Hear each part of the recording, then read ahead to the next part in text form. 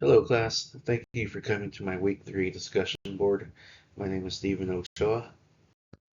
So, the issues that I will be discussing which need to be corrected are nepotism and favoritism within the government workplace. Nepotism is defined as the practice among those with power or influence of favoring relatives, friends, associates, especially by giving them jobs. And favoritism is defined as the practice of giving unfair preferential treatment to one person or group at the expense of another. These are issues that are commonly complained about in the workplace, and I will be discussing themes to address these issues.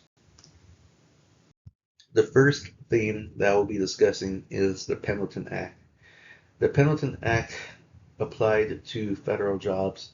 However, there are themes within the Pendleton Act that can be applied to all government sectors. The Pendleton Civil Service Reform Act of 1883 established that government jobs should be awarded on the basis of merit.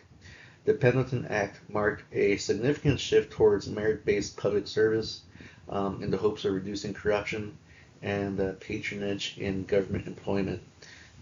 Due to the Pendleton Act, it established competitive exams, civil service protections, and ensuring that hiring and promotions were based rather on merit rather than political or personal connections.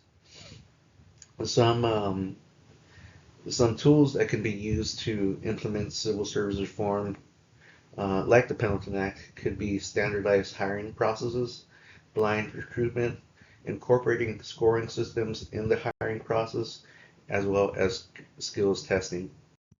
The second theme that we could incorporate is bureaucracy and impersonality, which is a topic within bureaucracy.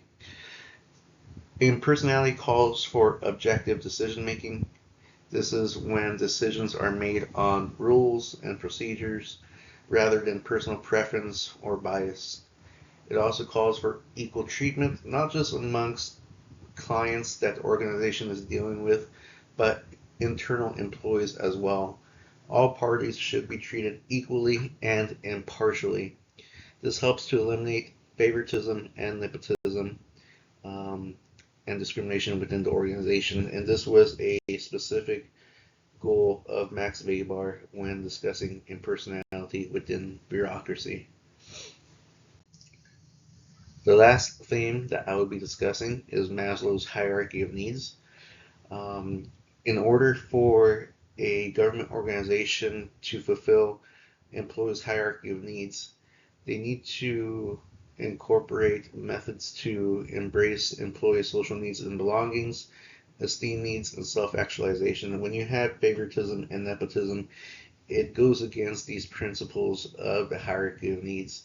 When it comes to social needs and belongings, um, employees want to feel supported and they want to work in an inclusive workplace culture. So when you have favoritism occurring, it goes against the social needs and belonging needs of government employees. Further, when it comes to esteem needs, employees want to be recognized and rewarded for their achievements. They want to have opportunities for professional growth and development. They don't want to feel like nepotism is going to be a factor in the workplace, as well as self-actualization, which is at the top of Maslow's hierarchy of needs. Employees want to know that there is room for personal growth, self-fulfillment, and realizing one's potential.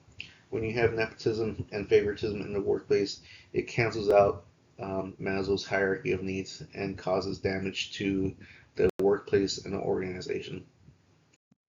Thank you for coming to my presentation. Have a great week.